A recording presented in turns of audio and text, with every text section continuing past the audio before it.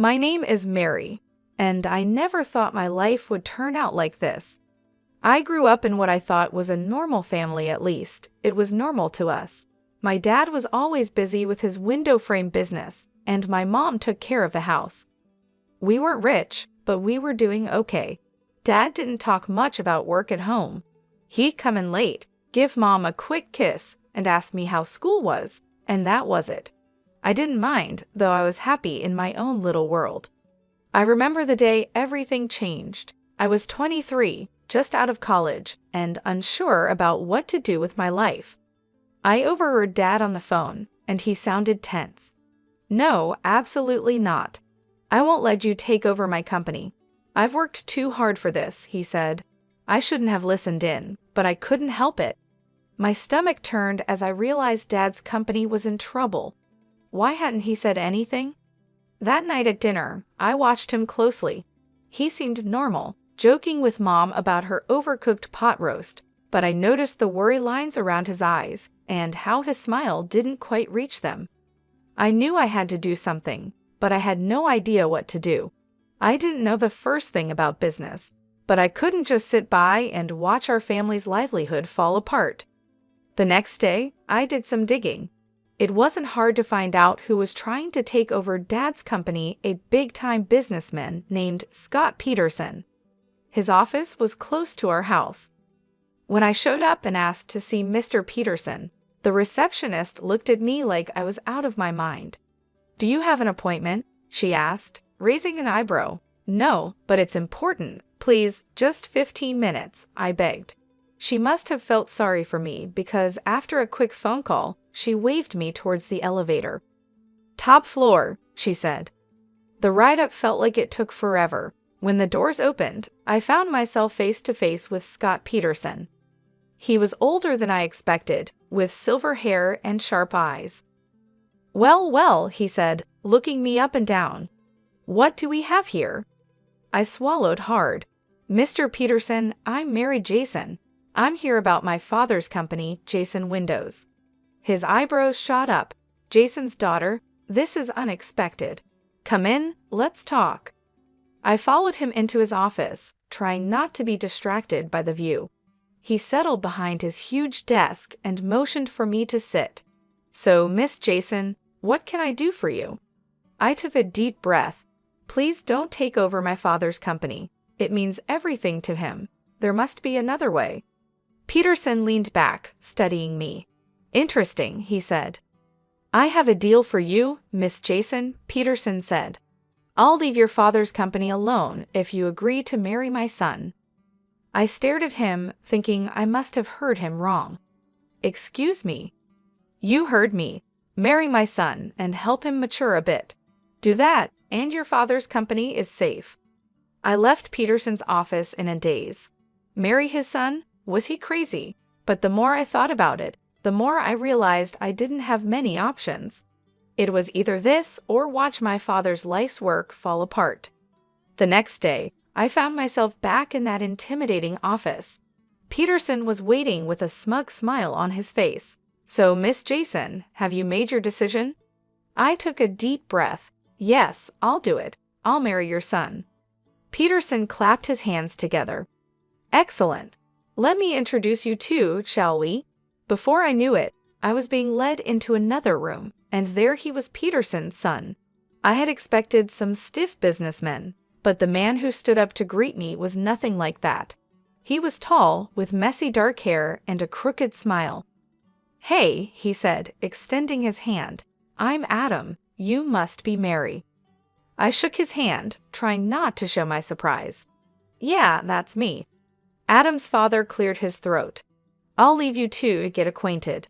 As soon as the door closed behind him, Adam's relaxed attitude changed. He ran a hand through his hair, looking uncomfortable. "Look, I'm sorry about this. My dad, he's got some pretty old-fashioned ideas." I shrugged, trying to act like it was no big deal. "It's fine. We're both adults, right? We can handle this." Adam laughed, but it sounded forced. "Yeah, sure. Just a casual arranged marriage. No big deal." We spent the next hour talking, and I hate to admit it, But Adam was actually kind of interesting. He was smart and funny, even though he seemed a bit irresponsible. I could see why his father wanted him to grow up. Over the next few weeks, Adam and I started seeing each other, if you could call it dating. We went out to dinners, movies, the usual stuff. But there was always this awkwardness between us. We both knew this wasn't real, no matter how much we tried to pretend. And so, 5 months after that fateful meeting in Peterson's office, I found myself walking down the aisle. My dad looked so proud, so happy. He had no idea about the deal I'd made to save his company as I said my vows. I looked into Adam's eyes. There wasn't any real love there, but there was friendship, and maybe that could be enough. The reception was a blur of congratulations and champagne. At one point, Adam's mother, Linda, cornered me with a tight smile. "Welcome to the family, dear," she said, her voice full of fake sweetness. "I do hope you'll make Adam happy." I forced a smile. "I'll certainly try, Mrs. Peterson." As we left for our honeymoon, I caught a glimpse of my father-in-law. He was beaming, clearly pleased with himself. A wave of anger flashed through me. This was all just a game to him. The first few years of our marriage were interesting, to say the least. Adam and I settled into a routine. We lived in a nice house, thanks to his father's money, but it felt more like we were roommates than husband and wife. I tried my best to be a good influence on Adam, and slowly, I saw changes in him. He started spending less time with his party-loving friends and more time at the office with his father. I could see the pride in his father's eyes when Adam began showing real interest in the business. It made me feel like maybe this whole arrangement wasn't for nothing. Adam's mother, on the other hand, was a different story. She never said anything directly, but I could feel her disapproval.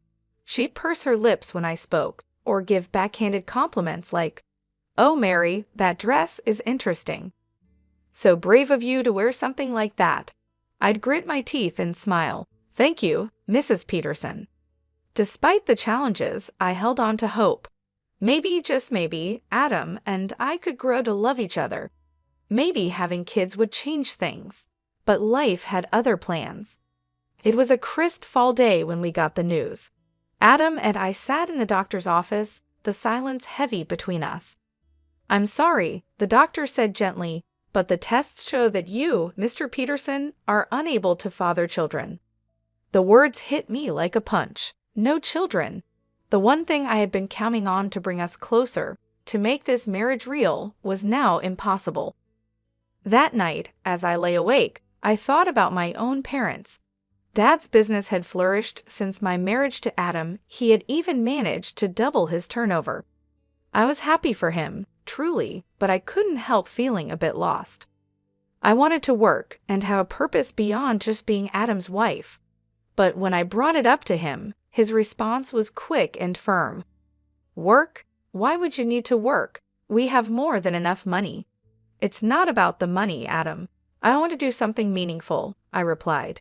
He shook his head. "In our circle, wives don't work, they do charity. Why don't you start a foundation or something?" And so the Mary Peterson Foundation for Children with Cancer was born. It wasn't what I had imagined for myself, but it gave me a sense of purpose. I threw myself into the work, organizing fundraisers, visiting hospitals, and doing whatever I could to help. Adam didn't seem to care much about my new passion. In fact, he didn't seem to care much about anything I did anymore. We were living parallel lives, sharing the same space but rarely connecting. Years passed, 8, to be exact, and then everything changed again. Adam's father died suddenly of a heart attack. Just like that, Adam was pushed into the role of CDO. I tried to be supportive, but I could see him struggling under the weight of his new responsibilities. 3 years later, we got more bad news. Adam's mother had cancer. "We should move her to a care facility," Adam said, his voice detached. "They can take better care of her there." But his mother refused. "I will die in my own home," she declared, her chin lifted defiantly.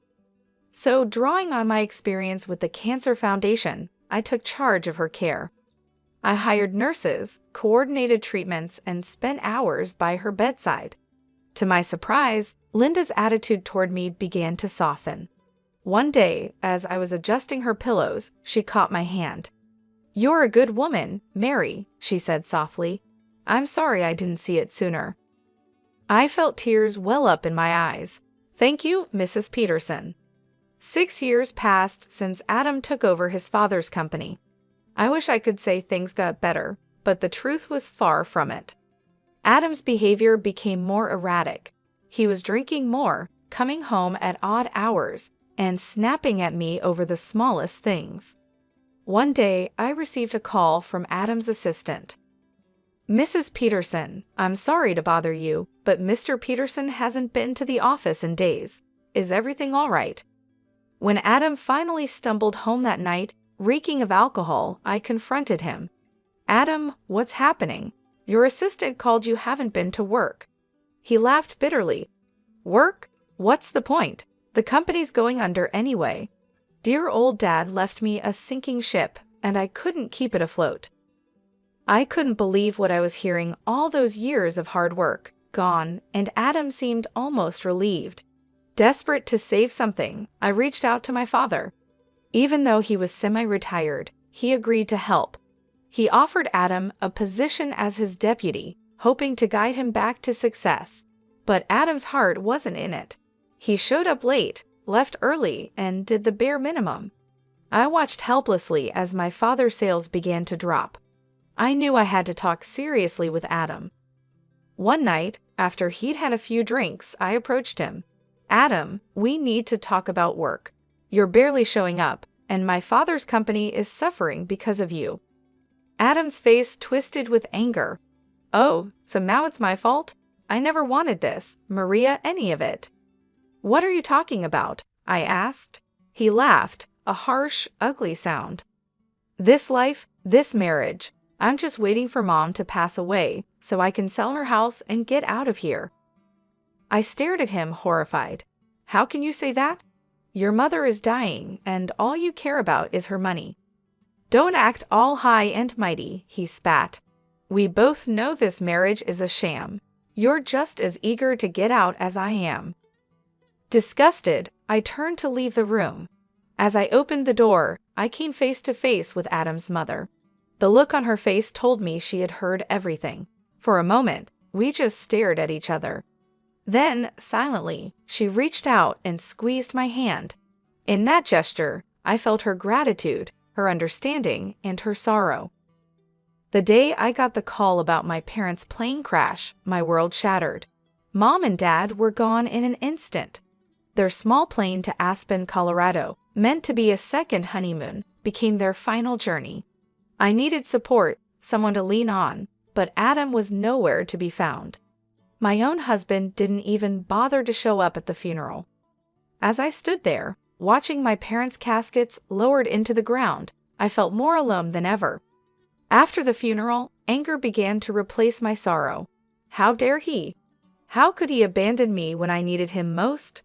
Fueled by this new fury, I marched into Dad's company, our company now, I supposed. The sight that greeted me when I entered Dad's old office made my blood boil. There was Adam, lounging in Dad's chair like he owned the place, barking orders like some conquering hero. "Adam," I said, my voice tight with barely contained rage, "we need to talk." He looked up, his face full of annoyance. "What is it now, Maria? Can't you see I'm busy?" I snapped, "You couldn't even be bothered to come to my parents' funeral." Adam rolled his eyes.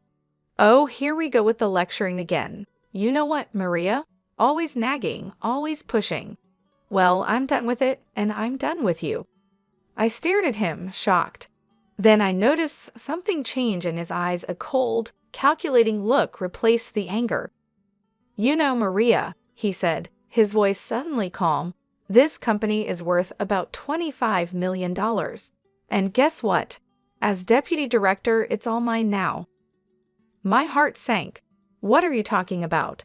He leaned back in the chair, Dad's chair, with a smug smile. "I'm the deputy director. I have all the passwords, access to all the accounts. I'm in charge now, and there's nothing you can do about it." "You can't do this," I said, my voice shaking. "You've already ruined your father's company. I won't let you do the same to my father's legacy." Adam laughed, a cold, harsh sound. "Oh, I'm not going to run it. I'm going to sell it piece by piece, and then I'm going to live like a king." Before I could stop him, he turned to the computer. I watched in horror as he transferred a large sum from the company account to his personal one. "There," he said, turning back to me, "that should keep me comfortable for a while." Then, as if this whole thing was just a minor inconvenience, he reached into his desk drawer and pulled out a stack of papers. He tossed them at me casually. "Oh, and here divorce papers. I think it's time we ended this farce, don't you?" I caught the papers reflexively, my mind reeling. This couldn't be happening. It was too much, too fast. My parents dead, my marriage over, my father's company being stolen right in front of me. I left the office in a daze, clutching the divorce papers in my hand. But as I walked, something inside me shifted. I had spent years bending to Adam's will, to his father's manipulations. No more. It was time to fight back. With renewed determination, I headed straight to my father's lawyer's office. Mr. James had been Dad's friend and confidant for years. If anyone could help me, it would be him. "Mary," Mr. James said, rising to greet me as I entered his office. "I'm so sorry about your parents. How are you holding up?" I collapsed into the chair across from him, the events of the day spilling out in a rush. Mr. James listened patiently, his expression growing grimmer by the minute. When I finished, Mr. James leaned back in his chair with a small smile. "Mary, I think it's time I shared something with you. Your father made some changes to his will just before the accident." As he read the will, I felt a weight lift off my shoulders. The company, it was mine, all mine. Dad had left it to me, not Adam. But there was more. Mr. James looked up from the papers, his eyes twinkling. "There's something else you should know. Your father dismissed Adam 1 week before his death, fired him outright." I couldn't help it. I laughed, a real, genuine laugh for the first time in what felt like forever. So all those orders Adam was giving were completely meaningless. Mr. James nodded. Then he pulled out an envelope. "There's one more thing, a letter from your father." With shaking hands, I opened it. Dad's familiar handwriting blurred as tears filled my eyes. "My dearest Mary," it began, "if you're reading this, it means I'm gone. I'm sorry for leaving you like this, but I hope I've left you with the tools to build the life you deserve. The company is yours now, and Maria, it's time to let go of Adam. You've given enough of yourself to that marriage. It's time to live for you. I love you, sweetheart. Make me proud." I looked up at Mr. James, wiping my eyes. "Do you have a pen?" Without a word, he handed me one. I signed the divorce papers Adam had given me, feeling lighter with each stroke of the pen. "Can you file these?" I asked, handing them back. "I want this done as quickly as possible." Mr. James nodded. "Consider it done." As I left his office, I felt free for the first time in years, maybe for the first time ever. I was in control of my own life. No more Adam, no more Petersons pulling my strings. On impulse, I pulled out my phone and called Karen, my best friend from the charity foundation. "Karen, it's Mary. Want to meet for coffee? I've got some news." An hour later, we were seated in our favorite cafe, lattes in hand. "So," Karen said, eyeing me curiously, "what's this big news?" I took a deep breath, then let it all out. "Adam, the company, the divorce." Karen listened, her eyes widening. When I finished, she reached across the table and squeezed my hand. "Girl, you're free, and now you're the boss." I couldn't help but smile at her enthusiasm. "I don't know, Karen. Can I really run a company?" I asked, feeling uncertain. She gave me a stern look. "Are you kidding me, Mary? You've been running that charity foundation like a pro for years. You're smart, you're organized, and you actually care about people. You're going to be an amazing CEO." After my talk with Karen, I felt more confident. It was time to face reality and get my things from Adam's house. I never really thought of it as my home, and now I understood why. When I arrived, I found my mother-in-law, Linda, in the living room. She looked tired, worn out from her battle with cancer. "Linda," I said gently, "I'm here to get my things. Adam and we're getting divorced." To my surprise, her eyes filled with tears. "Mary, I know I haven't always been kind to you, but you've been so good to me. Would you consider taking me with you?" I was stunned. "You want to come with me?" Before she could answer, the front door slammed open. Adam stormed in, his face red with anger. "You," he shouted, pointing at me. "What the hell did you do? The company accounts are blocked. I can't access the money." I straightened up, looking him in the eye. "That money isn't yours, Adam. It never was. And by the way, my father fired you 3 weeks ago. You have no claim to the company. I've already told security not to let you into the building." Adam's mouth opened and closed like a fish out of water. Then he noticed his mother packing the suitcase. "Mom, what are you doing?" Linda looked at her son, her expression a mix of sadness and determination. "I'm going with Mary. I'm sorry, Adam, but you've proven to be unreliable." Adam's face turned an even deeper shade of red. "Unreliable? Me? This is all your fault. You raised me to be this way, with your coddling and your expectations." He turned to me, his voice full of venom. "Fine, get out, both of you. I don't need either of you." I felt a wave of pity for him. This angry, bitter man was a far cry from the charming, if irresponsible, guy I had married. But I couldn't let that sway me, not anymore. "Come on, Linda," I said softly. "Let's get your things." As we packed, Adam continued to rant and rave, hurling insults and blame. But we tuned him out, focusing on what we needed to do. The drive to my parents' house was quiet. Linda dozed in the passenger seat, the stress of the day taking its toll.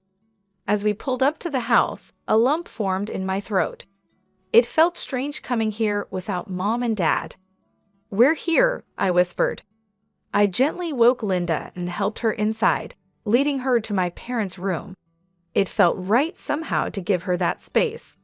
"Are you sure?" Linda asked, her eyes wide as she looked around the room. I nodded, swallowing past the lump in my throat. "Yes, I think they would have wanted it this way." As I helped Linda settle in, I felt a mix of emotions: grief for my parents, relief at being free from Adam, and uncertainty about the future. But beneath it all, there was a glimmer of hope. Taking over Dad's company felt like jumping into the deep end of a pool without knowing how to swim. Those first few months were filled with meetings, financial reports, and sleepless nights, but I was determined to make it work. I hired Paul, a brilliant business consultant, as my right-hand man. He patiently guided me through the complexities of running a multi-million-dollar company. "You've got good instincts, Mary," he'd say. "Trust them." Slowly but surely, I found my footing. 5 months in, I wasn't just getting by, I was thriving. The company's performance began to improve, and I felt a surge of pride, knowing Dad would have been pleased. Through it all, I never neglected the Cancer Foundation. If anything, my work there became even more important to me. It was a connection to my past and a guiding light for my future. Linda's condition worsened over time, and I devoted myself to her care, determined to make her final days as comfortable as possible. We grew close during those 3 years, healing old wounds and forming a bond I never thought possible. The day she passed, I held her hand and whispered, "Thank you for everything, Linda." She squeezed my hand weakly, a small smile on her face, before slipping away peacefully. I organized the funeral myself, making sure everything was just right. Adam didn't show up. I wasn't surprised, but it still hurt to see how far he had fallen. A few weeks after the funeral, I received a call from Mr. James. "Mary, there's something you need to see. Can you come to my office?" When I arrived, I was shocked to see Adam there, a young blonde hanging on his arm. He smirked at me. "Well, if it isn't the little CEO. Don't worry, I'm just here to collect my inheritance. Mom and I might have had our differences, but blood is thicker than water, right? I held back my words, waiting for Mr. James to speak. The lawyer cleared his throat and began reading Linda's will. As he spoke, I watched Adam's smug expression turn to disbelief, then to anger. And so, I leave my house and all my savings to marry Jason, with the stipulation that the money be donated to the cancer foundation she so passionately supports. Tears filled my eyes as Linda's final act of kindness overwhelmed me. Adam exploded. This is a joke. She manipulated Mom. She's a fraud, a gold digger. She ruined my life, and now she's stealing my inheritance. His girlfriend, looking confused, stepped away from him. You said we'd be set for life with this money. I'm out of here. She stormed out, leaving Adam sputtering in disbelief. As I left the office, I could hear Adam's angry rants fade behind me. I felt light, free. Linda's gift wasn't just about the money, it was validation. She had seen me, truly seen me, and found me worthy.